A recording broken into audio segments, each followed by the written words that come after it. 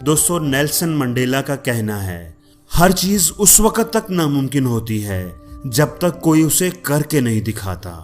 और फिर लोग कहते हैं कि हाँ, ये काम तो इस तरीके से किया जा सकता था, पता नहीं मेरे जहन में ये क्यों नहीं आया। दोस्तों, नामुमकिन को मुमकिन सिर्फ एक चीज ही बनाती है, और वो है कुछ करने की, कुछ कर गुजरने की ख्वाहिश।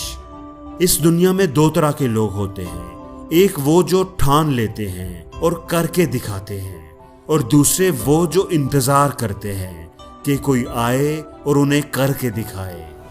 एक वो जो हिस्ट्री पढ़ते हैं और दूसरे वो जो हिस्ट्री बनाते हैं। ये बच्चा जब 8 साल का था तो उसने खुदकुशी करने का सोचा, क्योंकि उसके पास अच्छी जिंदगी जीने की कोई उम्मीद नहीं थी।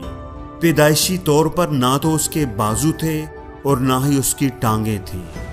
10 साल की उम्र में उसने अपने आप को घर में मौजूद स्विमिंग पूल में गिरा लिया ताकि वो डूब कर मर जाए, क्योंकि लोगों ने उसके लिए जीना मुश्किल बना दिया था। स्कूल में उसके क्लास फेलोज उसे बेकार और नाकारा समझते थे, उसे अजीब नजरों से देखते थे। लोगों की नजरों में उसके लिए तरस और हमदर्दी होती थी। वो उसे एहसास दिलाते थे कि वो एक नाकाम शख्स है, जिसके ना बाजुओं और ना टांगे, वो भला जिंदगी में क्या कर सकता है, क्या ऐसा कर सकता है कि लोग उसे पसंद करें। मैं अपने जिस्म को नहीं बदल सकता, मैं जो हूं वही रहूंगा। ऐसा नहीं हो सकता कि मैं एक दिन सुबह उठूं और कहूं कि मुझे बाजू और टांगे चाहिए और वो मुझे मिल जाएं। मैंने अपने माँ बाप से पूछा कि ये मेरे साथ ही क्यों हुआ है, डॉक्टर से पूछा कि मैं ही ऐसा क्यों हूं, लेकिन किसी के पास कोई जवाब नहीं था। जिंदगी में हमेशा कुछ चीजें ऐसी होती हैं जो आपके इख्तियार में नहीं होती, जिनको आप नहीं बदल सकते, आपको उन्हीं के साथ रहना होता है। हमारे पास सिर्फ ये चॉइस होती है कि या तो हम हिम्मत हार जाएं, हार मान लें, और या फिर जैसा भी हो, जितनी भी मुश्किलें हों, जिंदगी में आगे बढ़ते रहे। और मैंने हिम्मत ना हारने का फैसला किया। अगर आप गिर जाएं और हार मान लें कि आप अब नहीं उठ सकते, तो क्या आप कभी उठ पाएंगे?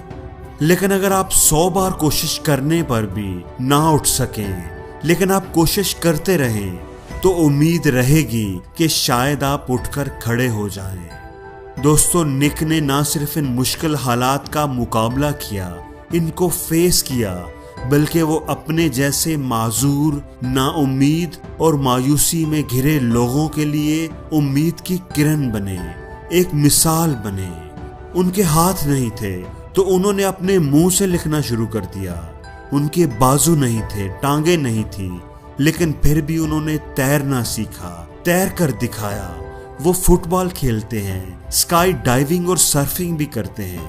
उन्होंने जिंदगी में वो कर दिखाया जो हम जैसे हाथ और पांव रखने वाले लोग नहीं कर सके।